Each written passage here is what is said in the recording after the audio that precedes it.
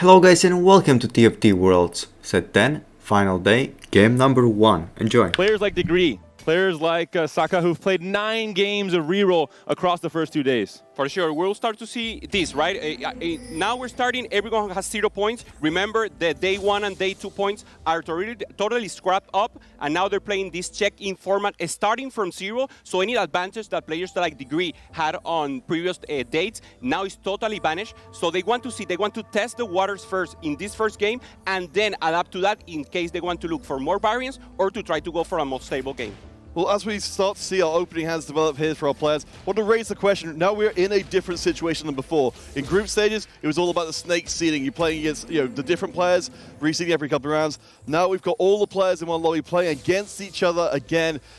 Can you approach this part of the tournament the same way you approach groups? I think there's no way. I think the way that you read the meta, these 8 players, in theory, have the best possible read on the meta. They are only playing the comps that give good results, that put you in good spots, no matter the low rolls you're able to get, which means that players, particularly like Malala and Degree, they've only played 5 unique comps. In theory, the most broken ones, Heartsteel, Kale, Seraphine, the very strong rerolls, the very strong poor cost flex.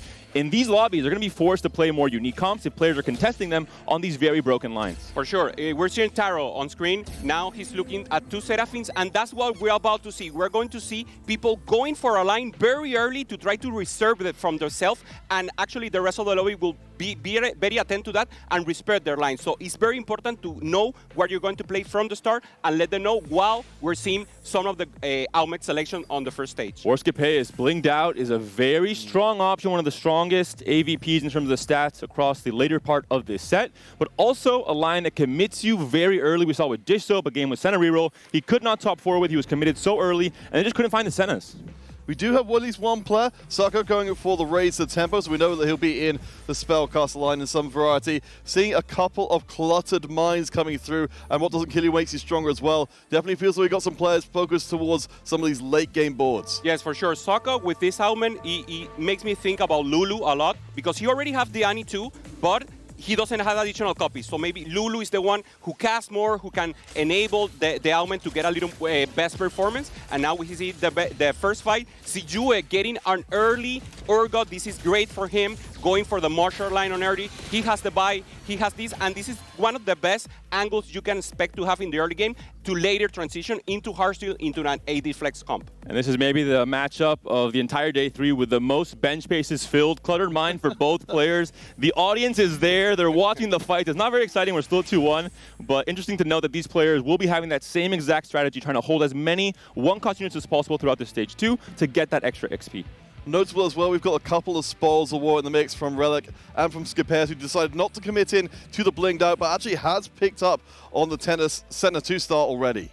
Degree, yes, with Idealism, could be angling towards someone like Katarina, I think is the most expected reroll comp. Katarina, of course, did not do well the first 2 days. The stats were, north of 5.5 average, not something you want to see for a reroll line that was considered pretty strong coming into this tournament in that 2-cost Superfan line. For sure. It's interesting also that none of them still have like a good angle for a 3-cost if we don't count Sako with the possibility of the Lulu. So normally we will start seeing, like for default, the Heartsteel meta, then going for the 2-star reroll, and if some players start playing a Riven, for example, it could open up for execution or nothing else, but for now, they're playing it safe. As Panda, as you were saying, they're going for the lines that they know can work and can perform and can get a top 1 with it.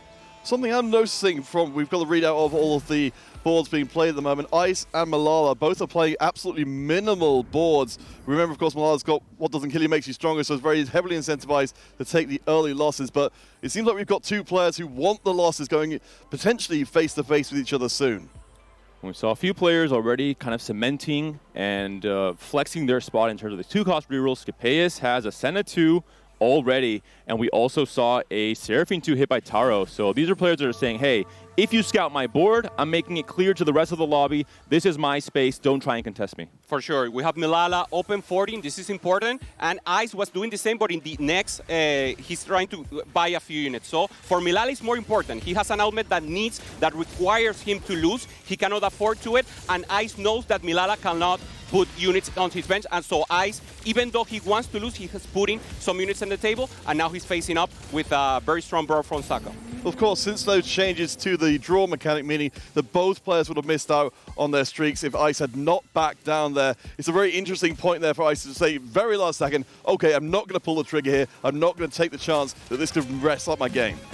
And for Degree, trying to defend this 2-win streak. Can the Kennen do it? Yes, he can. The stun comes in last second, just a sliver of HP left. But now we move into the stage 2 carousel. Key things to look out for, spatulas and hard steel units. Yone's available with a belt. All right, guys, so talk to me about the opening hands of players that have been dealt here, which you can see at the bottom. Who are you most optimistic based on what we've seen so far? I like Sako because he already committed. He has an augment that is going to scale with a Spell Weaver, so he can play Lulu if he's offered. He can only go for fast 8 and play only an Ahri Warrior and ensure that as a carry. It's not the best item for carry for Ahri, but actually the rest is still a little open. I don't know if you agree, Panda. I have to go with Relic. Relic has a 2-star Kayle, a 2-star Olaf, and a 2-star Vi with Spoils of War, an augment that wants you to snowball levels to 5, adds in an Urgot, a little cherry on top, and can slam a ship if he wants to, if he really needs to, if he wants to defend this 3-win streak, make it a 5, maybe a 7, maybe a 10. We saw in those last few games yesterday from Jiwa, especially to qualify to this day 3, he had like a 15-win streak, a 14-win streak. Maybe Relic trying to follow down that path. Well, yeah, as you said, Relic versus Degree is the next upcoming battle, and might top another grab. As we've noted before, Malala's the only one to be able to hold on to the lost streak. For those Spoils of War, Scipeus and Relic, the 2 players running it, and they'll run right into each other. Yeah, for sure. We see it, This side is to slam, so this is actually what you read, Panda. This maybe is a play to pressure the tempo of the lobby to ensure that the spoiler wars gives in goal, but remember, the shred of a magical resistor is not accumulated in both of them, so he's actually going for the damage, going for the additional speed on this scale. So this is it doesn't work for Redick. Now he loses against Kipideus. He already has 5 Senna, the headliner, and 2 more on the bench. And 2 items on Senna as well. Both players on Spoils of War. You can understand their strategy. I really do love the late slam from Relic. This is something you have to really keep note of if you're playing on ladder, if you're trying to get better at TFT. It's the correct idea to slam a Shiv. You're trying to defend the win streak, yes, but wait until the fight loads in. See if you're actually facing a strong player to do so. All right, Jacob came with Malala, of course, who was open 40 before and won the draw there. Does have a lot on the bench, but he's actually starting to build up a board now. He's throwing a lot more units than he had previously. Taro going for the Seraphine. He already has the 2-star, so an additional possibility for him. So now we're starting to see how each player is already getting into their angle. Relic going for the Kayle, Taro going for the Seraphine, the possibility also for Sako for going for the Spell Weaver line, and now Relic, who already lost his win streak, is going. He wants to kill. So he wants to get as much money as he can from the Spoils War, and then try to get that kill as fast as possible because he knows he can pressure the lobby on the mid game until the rest is trying to, at least the hardsuit players, start to pop out. I love Relic's board for this stage 2. It's almost the Hall of Fame of set 10 stage 2 boards. Urgot, Vi, Olaf, and Kayle, all units that do so much in this early game. Lost to Scipeus there, but still a very healthy 96 HP for Relic in a very good spot with Spoils of War especially. This is really an augment that can snowball so heavily in stage 3 if you continue this win streak, or at the very least, a high percentage of wins. There is a world, I have to say, because I know Relic's training there's a comp that is underperforming, that is Executioner, and he has a good angle for it. So it's a possibility for him. Spoilers of Wars is one of the best augment for it, and maybe he doesn't want to play Pentakill in this line. Obviously, if you get the kill early, that's your line, but I think he's thinking about plan B in case he gets that he already has a great defensive item for Amumu. Well, I mean, you talked about this, kind of bringing the executions into the lobby as being something that's ideal when you've got the 3 costs being taken out of the pool. Based on what we've seen so far, is it that kind of lobby that can thrive in? Only in the possibility that Saka decides to go for the Lulu reroll, for an example, but we still don't know what his actual final gameplay will be. But now we have it. Now he's committed. He has the Kayle headliner. He only needs 3 more and some front. Obviously, the Mordekaiser, as soon as possible, get some good tank units, and obviously go for the additional Ginsu on the Kayle. And the 2-cost reroll market has opened up. I think most of the key units have already been sold out. 6 Kayles for Relic, 6 Seraphines for Taro and Scipeus, who we saw had 5 Sennas earlier on. So very clear direction for 3 players on the 2-cost reroll lines. Now again, Ice against Milala. Milala already going for the Hearthstone line. He used the lose streak to get a lot of gold. He had 50 gold before Crocs, and now he's winning with the Hearthstone, with a good chunk of HP actually. So now he wants to stop the loss a little, stop the bleeding, get some good wins here try to pop off with a little cash out of Heartsteel, and then on stage 4, maybe he can only stabilize to get a better cash out with the loss and go for level 9 and actually get the cap of the board. I love to agree. 6 win streak, itemizing a Kennen headliner. A headliner is shunned upon in the later stages of set 10, considered not very good. In this case, just the tempo slamming options keep him with that 6 win streak, and Degree really, I think, cementing his status as one of the strongest players in the tournament after that day 2 performance. And Taro has done it for the fan. He has done it for the fans. For everyone watching right now, this is an interesting element. Panda, have you seen it frequently? I particularly haven't. So maybe he has a read that he identifies. Remember, it makes the super fans more powerful. So now you want to itemize the units that you normally don't, the Lilia, the Neko. So it will be interesting why he picked it, and maybe he has some read that could actually work. If it comes from Taro, I'm not surprised. He's played 9 unique comps across the first 2 days, by far and away the most flexible player in this tournament. Yeah, and honestly, I really love what we heard from Taro before on the desk. Certainly being that he's not intimidated at all by stepping into the gigantic shoes of our current reigning world champion title in this tournament. Still has that until this event is done. Let's see how well it works out for Taro here. You see, certainly the headliners are going to be split up a little bit, but notable that previously Seraphine was contested. It's no longer the case. Taro has a clear line. One additional that I want to point out is the second element from Sako. He gets Infusion, so it's a perfect synergy with his third element. He will be able to cast more. He will be able to ramp up. So now I think the damage is already in place. He will only need frontline. And Saka's a player that played the most Lulu alongside Degree we're seeing here. Throughout the first 2 days, he played 2 games of Lulu, had great success, with Degree playing 3, but Degree, for now, double idealism, trying to make the best use of his first augment he picked up at 2-1. No Katarina's in sight. It's a comp that did not perform well, and we talked about it. Degree has not been playing flexibly. He's only playing the comps he thinks are strong, and Katarina has not proven it so far.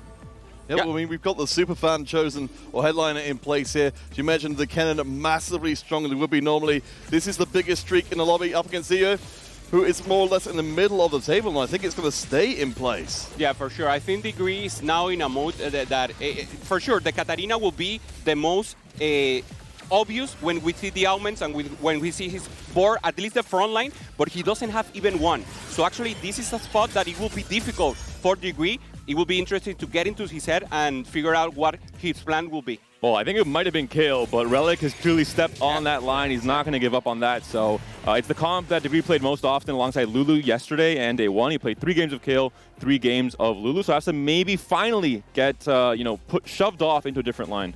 All right, let's update ourselves on where the lobby has developed to. We mentioned, of course, Taro with the Do It For The Fans, as we do have a Ezreal and a Spatula on the Carousel. Ice picking up the 2-star Riven we can see at the bottom of the field. We haven't mentioned it yet, the 2 healthy for Relic, that Kale board and the Gnar. We've seen it do wonders in previous days. For sure. Now he has the option to go for this scale. It's actually one of his best comp. He loves Senna, but the second comp, and actually highly praised and played on Latam, is actually this scale. Cheche played it a lot with good results, and now he's passing the wave to Relic, who actually could perform very well in this. We're seeing from Ice rolling down on 6, looking for a 2-cost headliner, but which one does he have his eyes on? Looks like Katarina to me. Has a Zed, has an Evelynn, has that 1 Katarina, 2 Katarinas, 3 Katarinas already on his board, but he's looking for the headliner still and is rolling deep for it. Oh boy. We've certainly seen the Katarina be pretty treacherous before, as you mentioned, David. So for the time being, we'll just take a short stint, perhaps not a permanent stint, into more Kaiser territory. You'll be able to carry those items pretty damn well. He's going against Siyue. Siyue is still not in his best form. He's actually getting good economy, using the Clutter Mine to get as much gold as he can to up the levels. And also he's getting vampirism. So any loss is only ramping up that. And the thing of this lobby is that the reroll players will have to get very close to their 3-stars or achieve their 3-star before stage 4-1, because the players that are playing Heartsteel, Milala, Ziyue, they actually have a lot of economy, so I'm very sure that on 4-1 they will start to pop off. Especially with Heartsteel, it's a line that you can really say is a player diff. Every player in this Final 8, they are very good players. They know exactly how to roll down, what units to buy, how to stabilize while using as little gold as possible. There will be no disastrous roll downs in this day 3. Well, there may be a disastrous next round, though. Capaeus and Degree are face-to-face, or at least potentially in the next round. We can see observers, thank you very much. Just one Senna off. My goodness. With Spoils of War as well, it's so good to get this early spike and then let the augment continue spiking in stage 4. Yeah, also he got naturally on level 6 the Echo. That is the only front line you actually need. You're going to burst the front line with the true damage from the Senna, and now he's faced it up. We have him against Ice, while Degree is facing Taro on the left. So 2 comps that are actually going to perform, but I'm very hyped to what's about to happen after this round. We'll have a lot of roll downs, so be attentive because the camera will be very crazy and we'll have a lot to see. Let's hope not too crazy. We have to follow the action, Coupe. Don't bring chaos I want more. to the broadcast. I want chaos. A little chaos is good. I vote for chaos. I'm on board with the hype train, but both our winning players keep their win streaks, not facing each other in this previous round, so there's a lot more money staying in place. Let's get into our PvE round and see what the players have been put together. Senna, 3 for Capaeus, the big spike. Seraphine as well, trying to hold a few copies to make life harder for players like Taro. You need to do these min-max optimizations in a game like this, game 1 of the final day of the TFT Championship. And I'm going to go ahead and say it, NA, EMEA holding hands 1 and 2. I'll take it for now.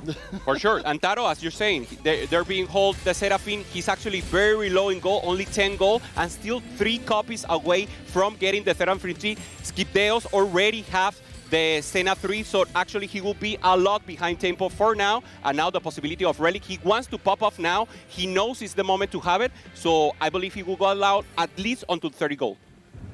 Keep your eyes out for those 2 stars, those 3 stars coming in, just as you said. The money is being spent en masse. One more kill for Relic. He's rolling under 10 gold. He finally finds it, but is it too little too late? You're stuck on 6. You can't go 7. You can't fit in a Viego, which you haven't even found yet. You have quite a few Mordekaisers, though, but maybe not enough. No, he snuck that one just in at the side, at the tail end. So at least we've got the items on the Mordekaiser, but we don't have them on Viego. We do not have stars on our frontline units. We may not have enough time. We have a little bit more health coming out of that too healthy.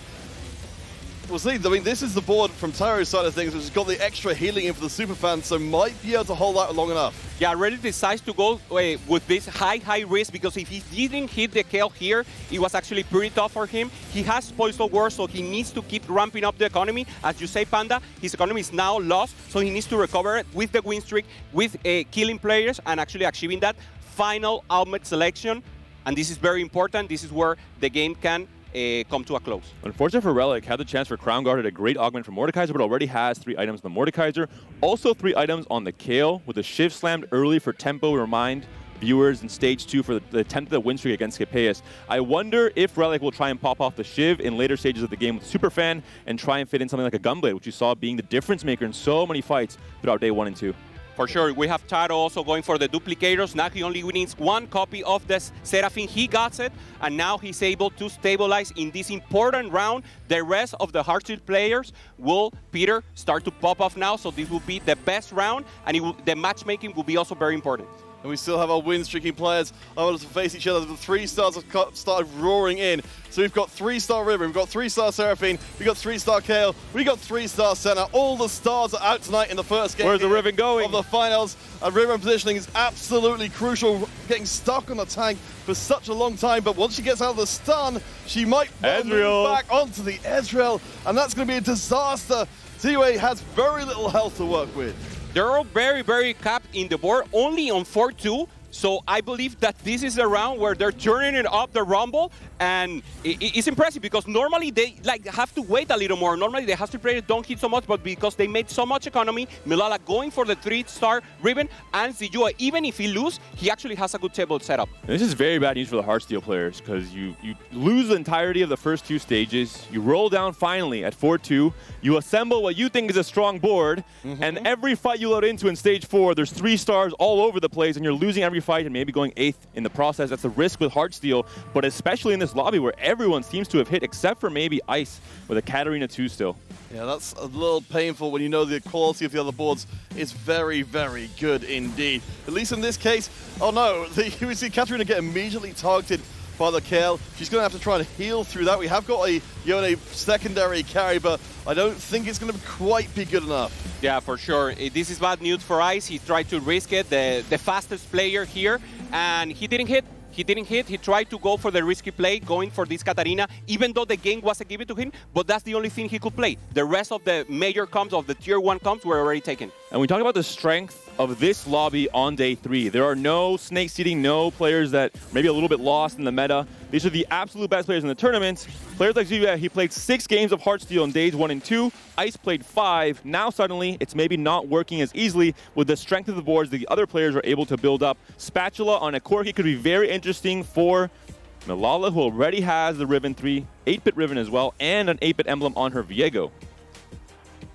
Yeah, I mean, we're definitely getting towards the end zone here. Our players have their boards much more locked in. Malala decides not to go for the emblem after all. Already has one on the Viego on the field, so prioritizing instead a little bit more mana. Relic for Pentakill. Yeah, and Taro is the one who got Taro is the one with the spatula, right? So he will go for the rod, and he will probably make a KD spot and Ice hitting.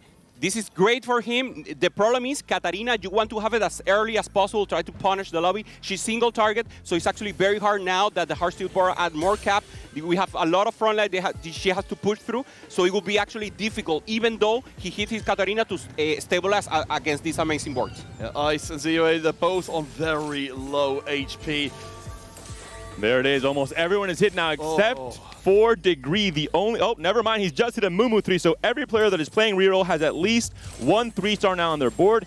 And Degree has finally opened up his comps. He's opened up a 6th unique comp. He is playing Executioner reroll in this game number 1. All right, Ice and ZOA will see if either or both of them can survive through this round. On the left-hand side, we see that ZOA is still fighting. Ice does make it through the round. That 3-star Katarina doing what she's supposed to do. For sure. In a great Degree, I like his comp. The problem is he doesn't have gold, and the rest of the comp have already ramped up. So he has 3 combat augments. Is he able, by managing the economy and looking for good losses, he might be able to pop off, and he could be the best board if he hits all the executioner comps with the Amumu 3, with the Country 3, the Samira, and also with the Vex. So actually he can pop off, and he has the spot because he's very healthy.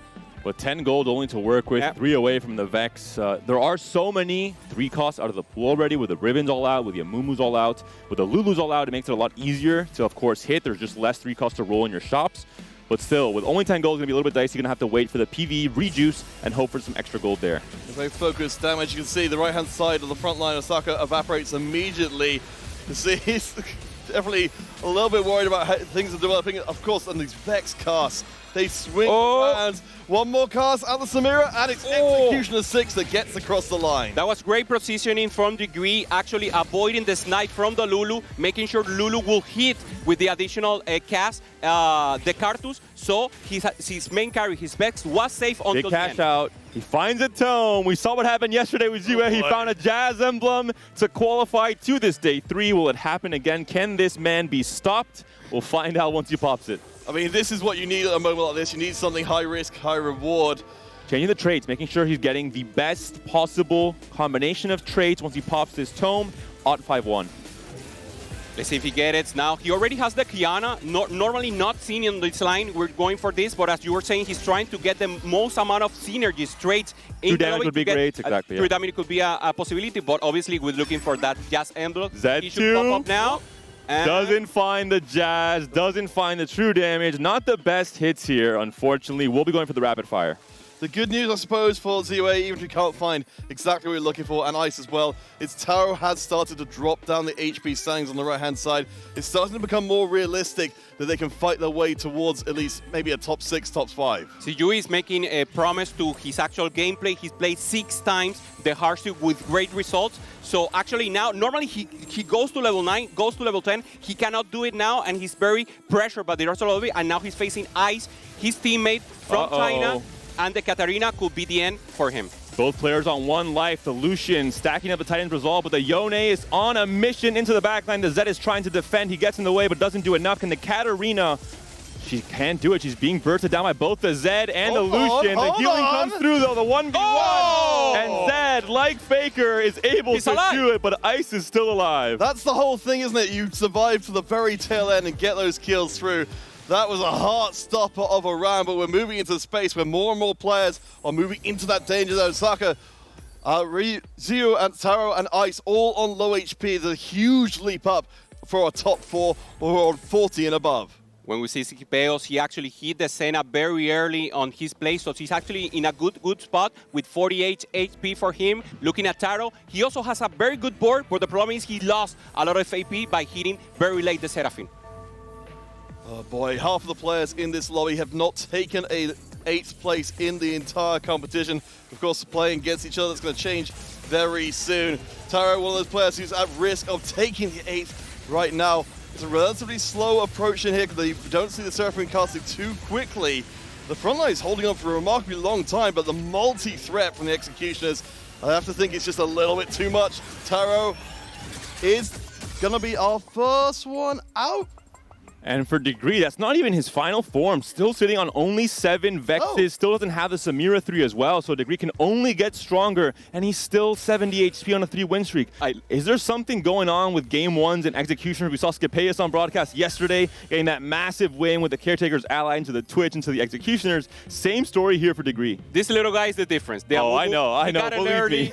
He's the only front line. He's like the hero, the only one in the front. The MVP, the absolute MVP, absorbing all the aggro. And as you say, Panda, he can only get more strong with the Vex 3, as a with the duplicator as well. 3. Yeah, that's going to make a big difference for getting the 3-star Vex in place as well. CUA and Taro exiting after that previous round. Ice could be up on the chopping block here. At least the main tank is in front of the main opposing carry from Ice, but the Katarina constantly stunned by the Ahri, but does not matter. She survives, she heals back up. And the Lulu is trying to clutch up here. She's able to do it, but she can't kill the Yone. The Titan Resolve and the Bloodthirster are doing too much. So confirmation now, Taro on 8th place, ZUA also confirmed on the 7th place. Relic still haven't used the spat, so we're using there the possibility he will probably have it open, because now he will have, it's very difficult to get a possibility for him. So actually he will lose a little on the late game, but because he saved so much SP, he's actually in a good position. And there's also an Illaoi there, no one's getting it. We're seeing less priority for it, especially with the Executioner comp. You don't want to clump so many units in the front line. With Riven as well, with the tentacles potentially being used as a catapult into the backline. As I predicted and mentioned, Relic pops off the Shiv, adds in the Gunblade. So important, this synergy between the Mordekaiser and the kill here. Unfortunately, no Mordekaiser 3. This really dampens the win rate potential of this comp. He's holding Nards, or maybe going for the Nard 3 to have an additional possibility of DPS. Actually not the best, but whatever little thing he gets, while Degree now has his comp almost completed with the Back 3, and I still holding on with his Katarina. Yeah, I mean, it's going to be tough for people to get these wins in here. Degree's been playing so strong for such a long time. And we're again in Elimination Station. Keep your eyes on the right-hand side on the Katarina. She's managed to avoid most of the damage while Yone soaks the front line. She does survive towards the tail end, but there's a lot of targets on the board. Those Katarina knives are not getting anywhere near the center. We're seeing Sake there shaking a little. That has to be a little nervous, but no, he's still alive. I think that's his lucky emblem. He's like shaking a little in the chair, trying to puff it out, like trying to shake off the nervous system. And he was actually laughing. So he's having a good time. Look at that. Look at that. He's shaking a bit too much. What's going on in CN?